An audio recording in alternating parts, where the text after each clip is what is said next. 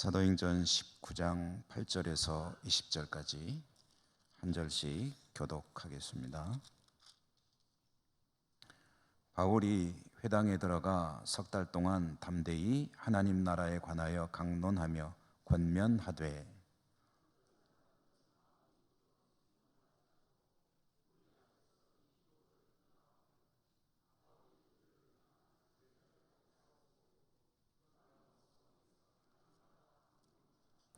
두 해 동안 이같이 하니 아시아에 사는 자는 유대인이나 헬라인이나 다 주의 말씀을 듣더라.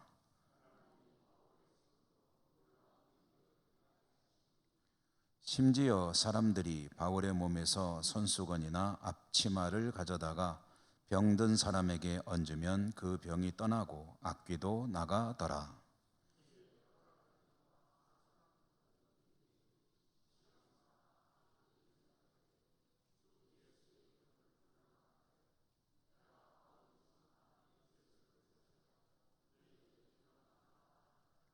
유대 한 제사장 스게와의 7 아들도 이 일을 행하더니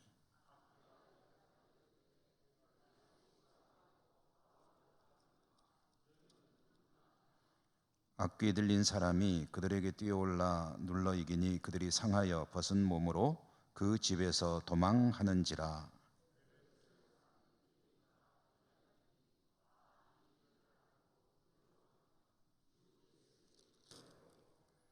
믿은 사람들이 많이 와서 자복하여 행한 일을 알리며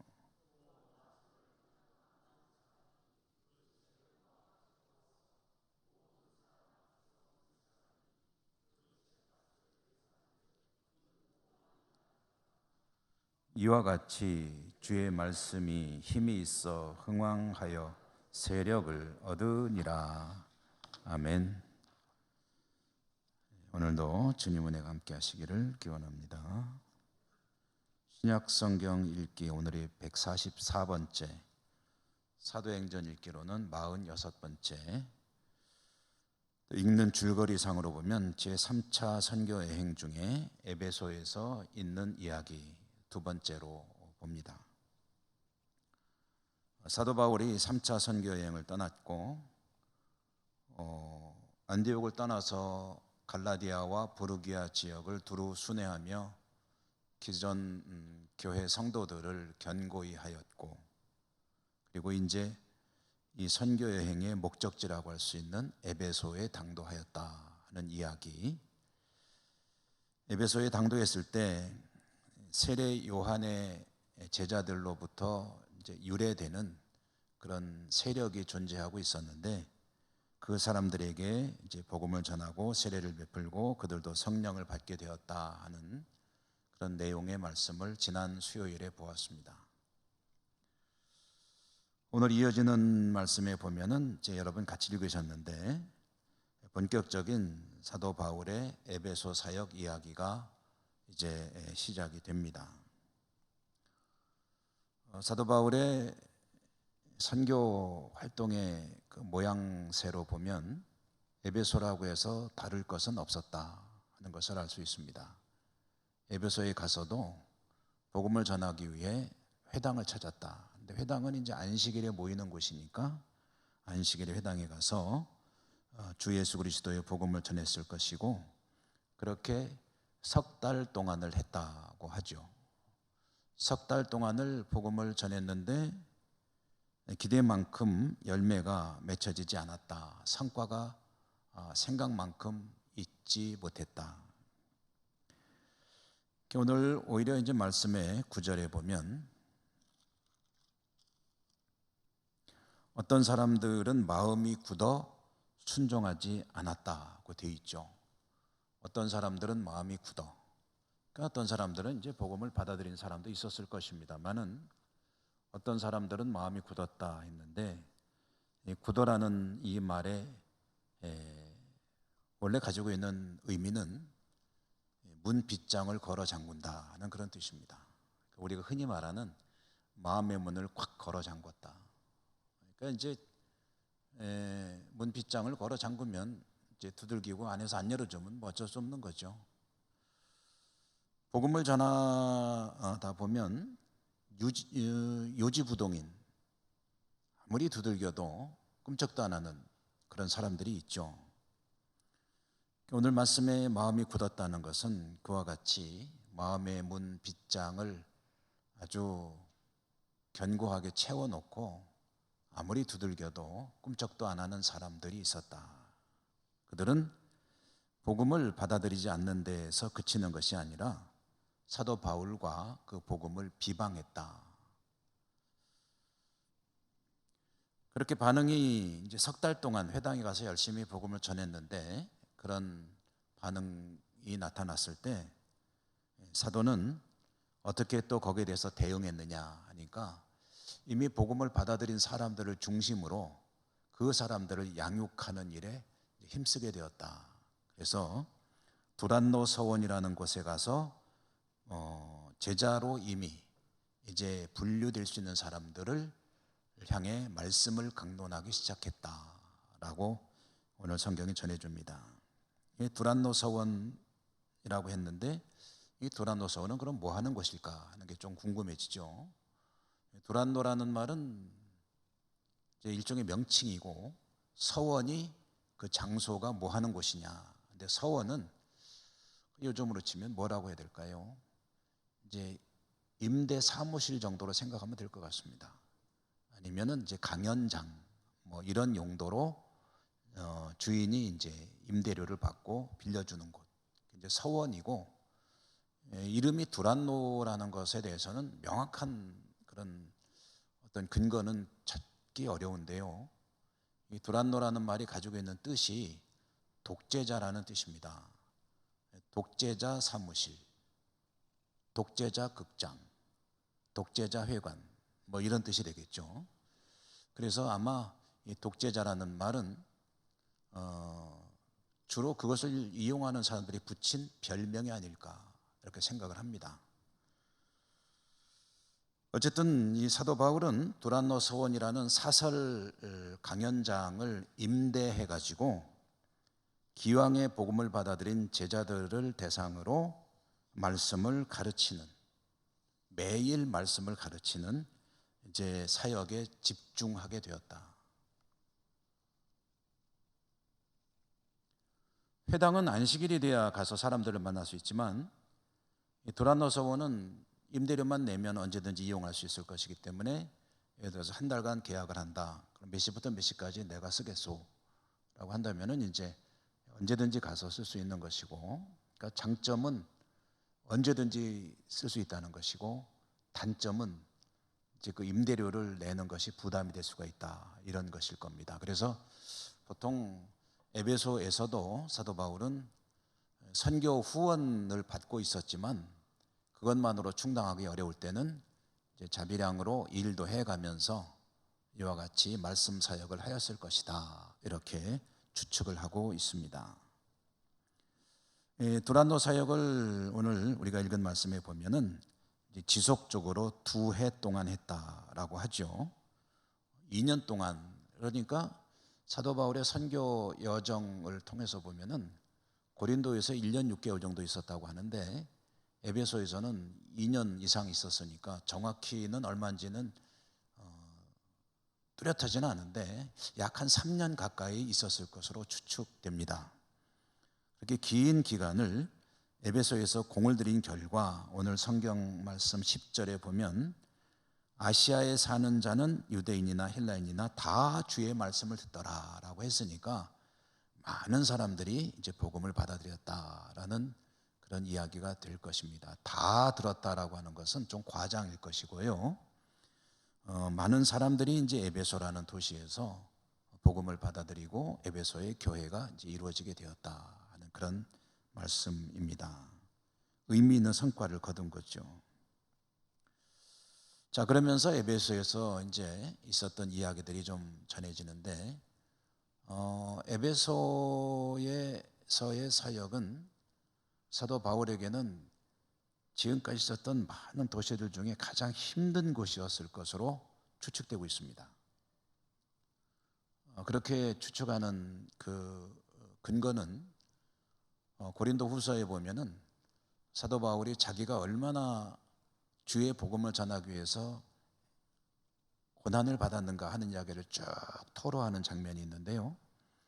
그때 매도 엄청나게 맞고 죽었다가 깨나기도 하고 물에서 육지에서 수많은 고초를 겪었고 하는데, 내가 한때는 사형 언도를 받기도 하고 했는데 그 사형 언도를 받았다라고 하는 것이 에베소 사역을 가리키는 것으로 해석을 합니다. 에베소에서는 내가 죽은 것 같이 살아야 했다라는 그런 이야기죠. 이렇게 많이 힘겨운 곳에서, 에베소라는 도시에서 사역을 할 때 선교사들에게 하나님께서 주시는 선교의 유력한 도구들이 있습니다. 그러니까 하나님께서 이런 험악한 곳에 하나님의 사람을 보내서 복음을 전하게 하시면 거기서 수많은 고초를 겪게 되지만, 그러나 하나님이 주시는 특별한 선교의 도구들도 있다. 그게 뭐냐 하면은, 이제 초대교회 시절에는 그게 기적과 능력을 행하는 그런 일들이었다라는 이야기입니다. 여러분, 오늘날에도요, 선교사들이 선교 현장에서 자신이 선교사역을 해나가면서 있었던 일종의 간증들이나 이야기를 이제 책을 통해서 만들어내기도 하고 하는데, 그런 책들을 읽다 보면은 정말 놀랍다 하는 그런 일들이 선교 현장에서는 많이 일어나고 있음을 알게 됩니다. 만약에 선교사들이 그런 것을 허구로 지어낸 것이 아니라고 한다면 놀라운 일들이 벌어지는 거죠. 그러니까 어디나 영적인 전투는 치열하게 벌어지고 있지만, 그러나 좀 더 일선이라고 할 수 있을까요? 비유가 적절할지는 모르겠는데, 좀 더 치열할 것으로 생각되는, 육체로 피부로 느끼는 그런 치열함이 있는 선교 현장, 그런 곳에서는 이런 기적이나 놀라운 일들이 벌어질 때, 그럴 때 복음을 전하게 하는 유용한 도구가 되거든요. 예를 들어서 무리를 걷는다든가, 또는 오병이어의 기적이 또 나타난다든가, 죽은 자가 살아난다든가, 이런 성경 속에서나 우리가 읽었던 그런 기적들이 선교지에서 일어나고 있다. 특별히 아주 험악한 곳일수록, 야만적인 곳일수록 그런 곳에서 놀라운 일들이 벌어진다 하는 그런 선교사들의 보고들을 심심치 않게 책을 통해서 볼 수가 있는데요. 에베소라는 도시는 특히 이런 어떤 기적과 놀라운 일들이 필요한 곳이라고 할 수가 있을 것으로 보입니다. 왜냐하면 에베소가 가진 여러 가지 특징들이 있는데, 그 중에 하나가 에베소는 마술의 도시였습니다. 마법의 도시. 여러 가지 놀라운 일들이 많이 있지만 그 중에 마술이 성행하는 도시 에베소, 마술의 본산지. 수많은 마술사들이 있었고, 또 마술사 지망생들이 트레이닝 받는 곳이 바로 이 에베소였다 하는 거죠. 그런 마술의 도시 에베소에서 사도 바울이 사역을 할 때, 하나님은 그에게 강력한 그런 선교의 도구를 행하도록 역사하셨는데, 그게 뭐냐면 사도 바울을 통해서 병자가 치유가 되고, 그 귀신이 쫓겨가고, 특별히 귀신이 쫓겨나는 이런 일들이 많이 행해졌던 것으로 보입니다.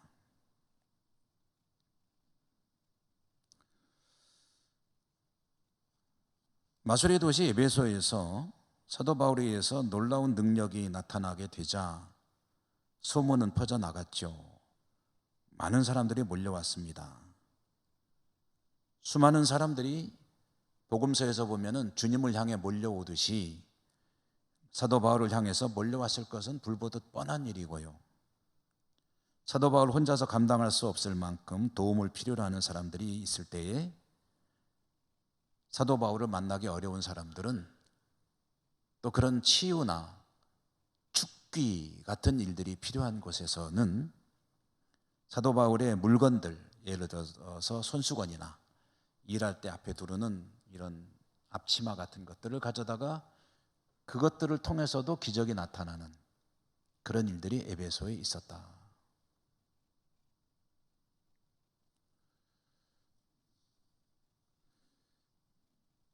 여기서 이제 마술사라 했는데, 이 마술사들은 뭐냐면은 요즘 말로 하면은 퇴마사입니다. 퇴마사, 엑소시스트, 귀신 쫓아내는 사람들. 이런 기적들이 나타나니까요, 이런 기적이 나타날 때 동반되는 부작용들이 있습니다. 가장 어떤 좀 심각한 부작용이라고 할까요?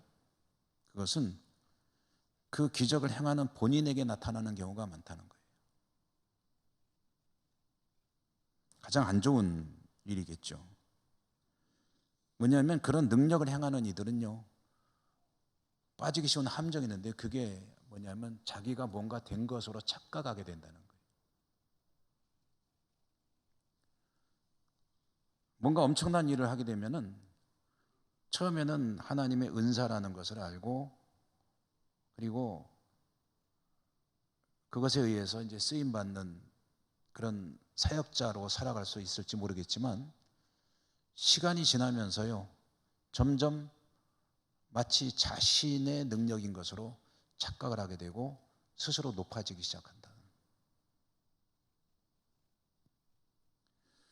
우리나라에서 현재 문제를 일으키고 있는 수많은 사이비 이단들이 있는데, 이 사이비 이단들의 원조격이라고 할 수 있는 사람은 박태선이라고 하는 사람입니다. 박태선 들어보셨죠?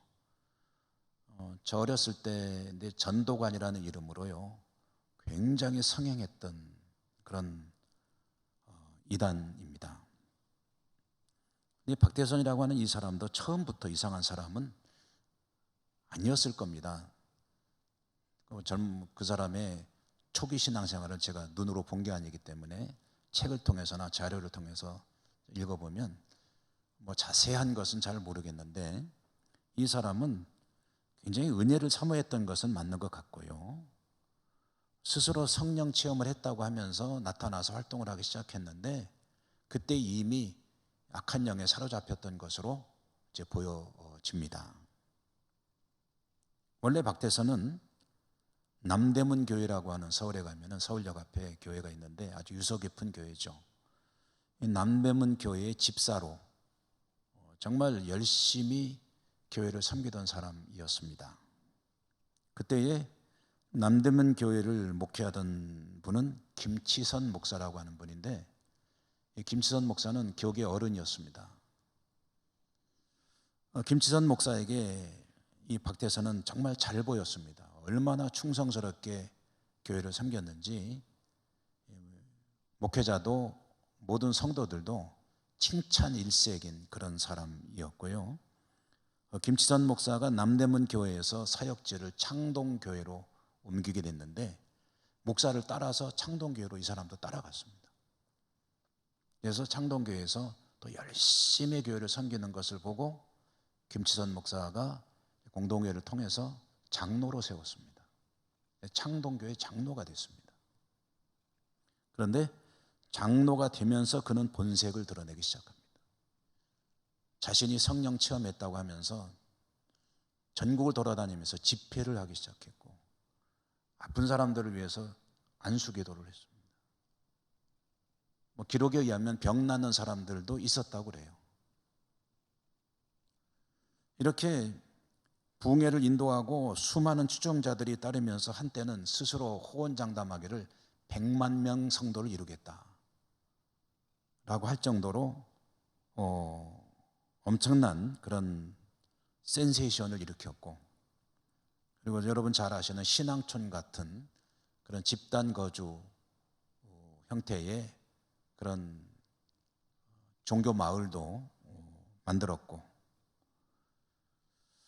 스스로 신이 되었습니다. 나중에는 예수님을 얼마나 공격하고 악한 존재라고 비방했는지 모릅니다. 자기가 진짜 신이고,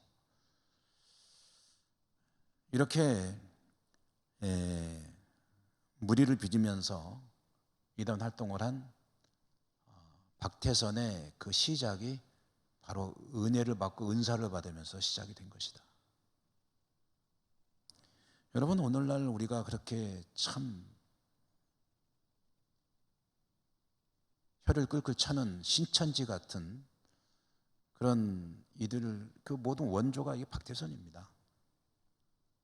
박태선으로부터 뿌리를 두고 내려온 무슨 구원판이 뭐니 통일교회 문선명과는 비슷한 시기 활동을 했는데 두 사람의 공통점이 있습니다. 피가름이라고 하는, 말하자면은 피를 바꿔야 된다고 하는, 그래서 피를 바꿔야 된다는 논리로 음란한 행위들을 이제 하는 거죠.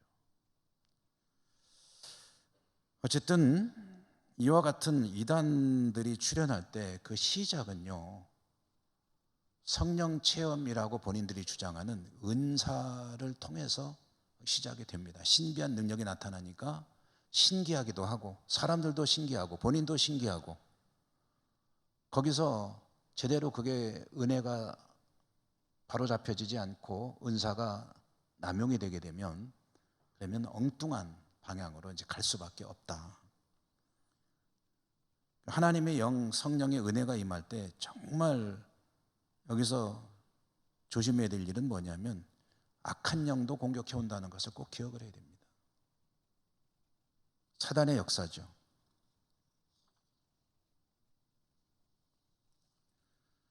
이렇게 생각하면 좋을 것 같아요. 성령의 은혜가 충만한 이는 악한 영의 관점에서 볼 때는 그냥 두면 안 된다는 거예요.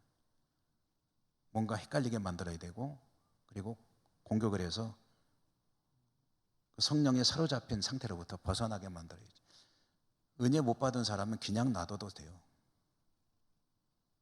사단도 바빠서 그런지 은혜 받은 사람 위주로 이제 공격을 이제 하게 되죠.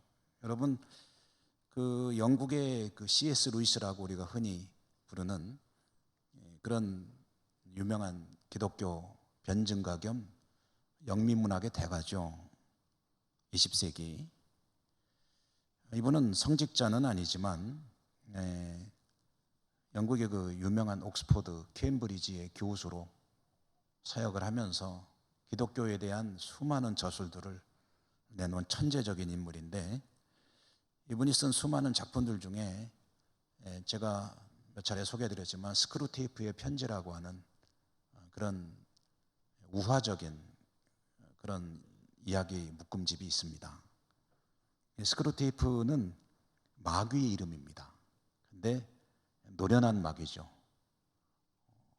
아주 활동도 많이 했고 성도들을 많이 타락시켜본 그런 실력 좋은 마귀입니다.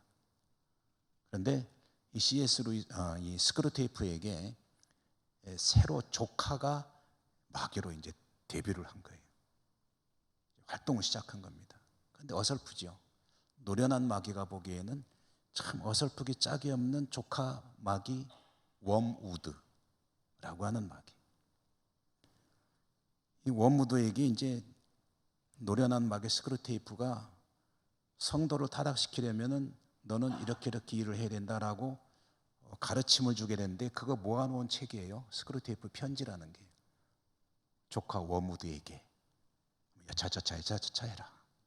이런 성도는 이렇게 대처해라. 뭐 그런 이야기인데요.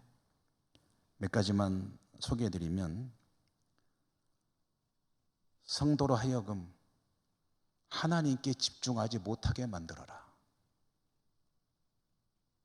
하나님에게가 아니라 자기 일에 집중하게 만들어라. 생각을 자꾸 그렇게 만들라는 거죠. 하나님께 자신의 삶을 의지하지 못하도록 만들어라. 혼동스럽게 만들어라. 전적으로 할 수만 있다면 자기 의지대로 살아가게 만들어라.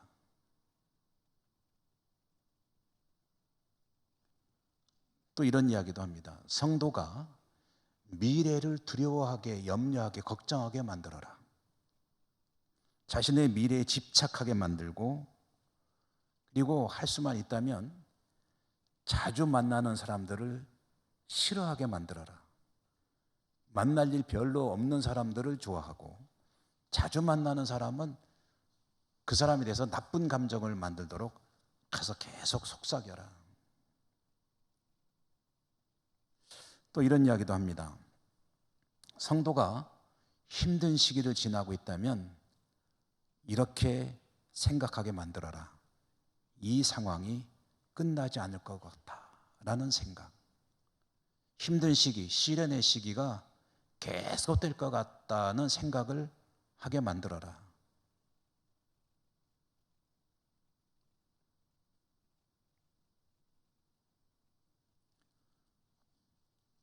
그리고 성도로 하여금 교회에 대해서 자꾸 비판하게 만들어라. 교회에 대해서 못마땅한 것들을 자꾸 떠들게 해라. 교회와 교리를 놓고 저울질하면서 스스로가 판단하게끔 하라는 거예요. 자기가 그걸 놓고 이게 옳으니 그르냐게 만들어라. 성도로 하여금 자기가 가진 게 있다면 그 모든 것이 자기 것이라고 착각하게 만들어라. 그래서 다른 사람에게 조금이라도 나누는 것을 아까워하게 만들어라.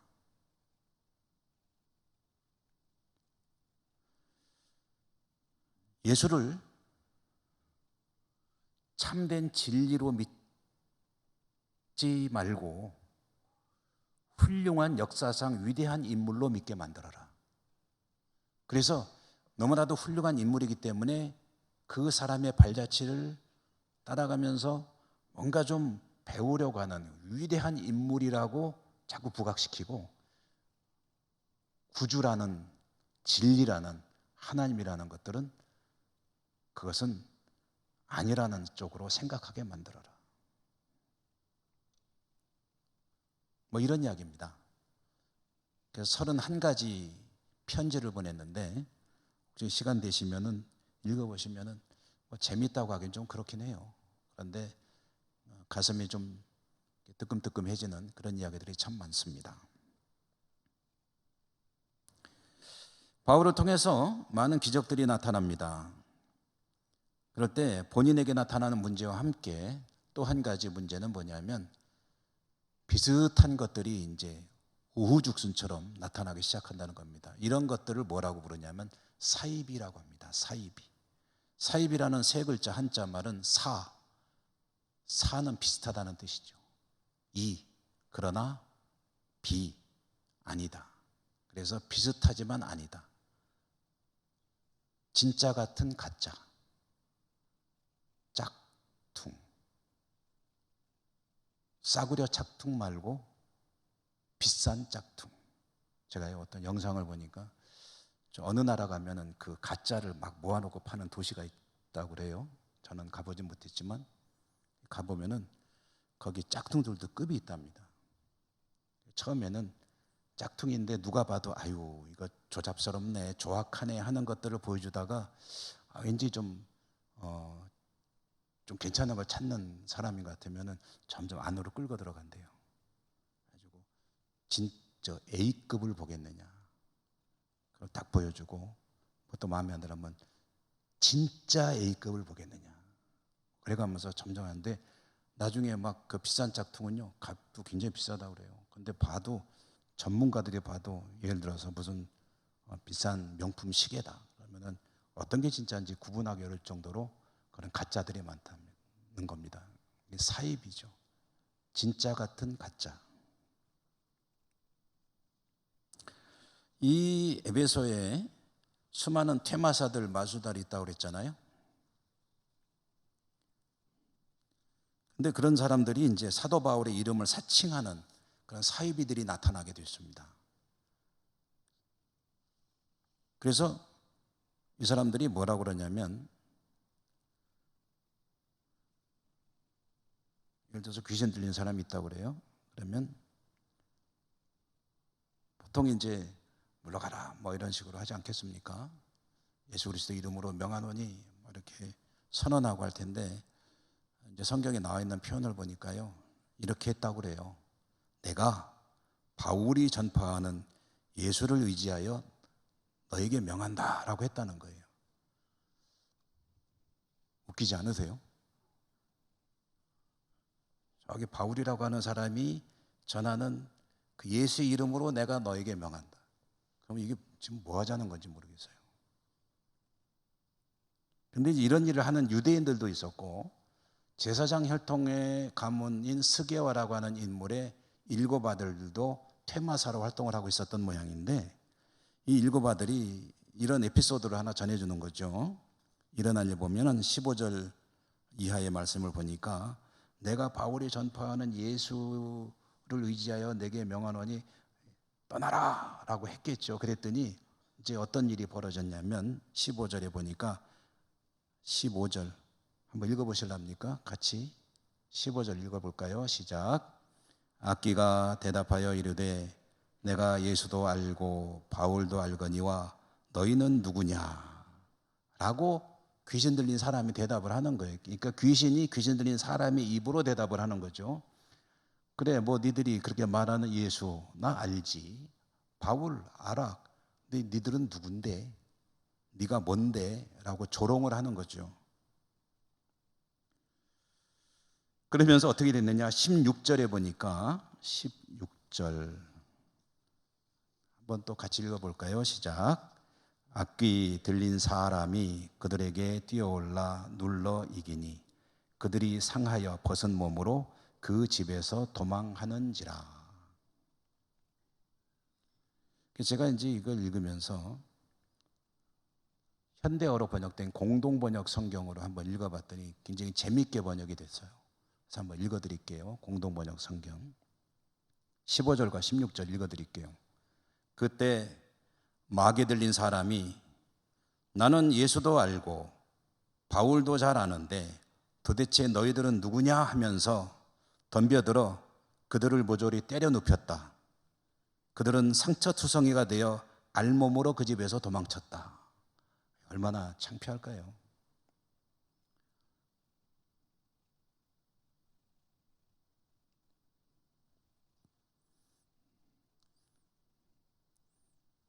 만약에 좀 그렇게 악한 영에 사로잡혀서 힘들어하는 분에서 기도하는데 참 하나님의 역사 가운데 조용히 떠나면 참 좋을 텐데, 너는 누구냐라고 물어보면 어떡하죠? 그때 창피해서.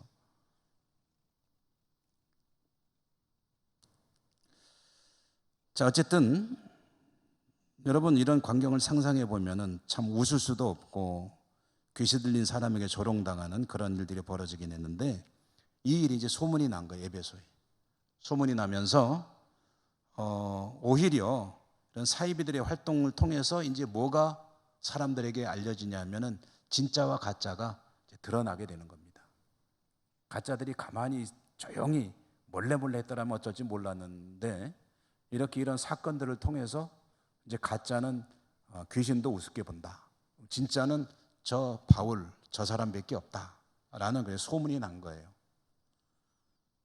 소문이 나니까 어떤 일이 벌어지냐면 마술은 가짜다. 마술의 도시 에베소가 무너지는 겁니다. 그래서 뒤에 여러분 같이 읽었잖아요. 마술을 일삼던 사람들, 마술을 배우러 에베소로 왔던 사람들, 이 사람들이 뭘 가지고 왔냐면은 마술 교본을 다 모아가지고 온 거예요.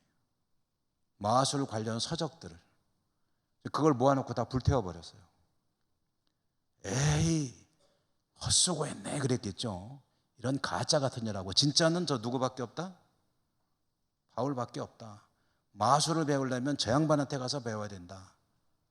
조금 이상한 쪽으로 전개는 되지만 어쨌든 그렇게 하면서 바울에게 사람들이 이제 찾아오게 되는 겁니다. 그렇게 불태운 책값이 은 5만이라고 그러는데, 은 5만이 어느 정도나 되는지 참 환산하기가 좀 어려운 것 같아요. 그렇지만 굉장히 큰 돈인 것은 뭐 어렵지 않게 짐작할 수 있습니다. 이런 해프닝을 겪으면서 사도 바울의 에베소 사역은 이제 활발히 진행이 되어서 20절에 보니까 이와 같이 주의 말씀이 힘이 있어 흥왕하여 세력을 얻으니라. 이제 에베소에서는 복음이 왕성해지기 시작했다라는 이야기입니다. 여러분, 하나님의 일, 주의 일은요, 하나님께서 이루어 가십니다. 인간적인 시각으로 될까 하는 의심이 드는 일도 많고 또 힘들 것 같은데 걱정되는 일도 많죠. 그런데 하나님께서 하나님의 일은 손수 이루어 가신다. 그러면 사람이 할 일은 뭐냐면 하나님의 뜻에 합당하게 그 일에 쓰임받는 최선을 다하는 그런 모습입니다. 하나님의 영역은 사람 입장에서 하나님의 영역은 하나님께 위임하고 사람의 영역을 최선을 다해서 하나님의 기대에 부응하며 순종하며 나아갈 때 이 두 가지가 잘 어우러질 때 하나님의 나라가 이루어지고 하나님의 뜻이 이루어지는 것이다. 그리고 그와 같은 하나님의 뜻을 최선을 다해 감당하는 이들이 누리는 그 상급, 그 최고의 상급은 뭐냐면 하나님의 뜻에 합당하게 자신의 삶을 드린 사람들만이 알 수 있는 기쁨입니다. 하나님의 뜻에 자신의 모든 것을 내어놓고 헌신하고 하나님의 뜻을 받들어 나아갈 때 그에게 주어지는 하나님만이 주실 수 있는 그 기쁨, 행복이 있습니다. 여러분에게 이 기쁨이 충만하시기를 주님 이름으로 축원합니다. 은혜로우신 하나님 감사합니다. 오늘도 사도행전을 읽고 그 속에 들어있는 이야기들을 찾아보았습니다. 하나님 앞에 성실하게 하나님의 뜻에 합당하게 사람의 일을 최선을 다하며 감당할 때 하나님 주시는 기쁨과 은혜가 더욱 풍성함을 또 한 번 깨닫게 됩니다. 믿음으로 하나님 앞에 신실하게 충성헌신하는 저희 모두가 될 수 있도록 더욱 축복해 주시옵소서. 예수님 이름으로 감사하고 기도드립니다. 아멘.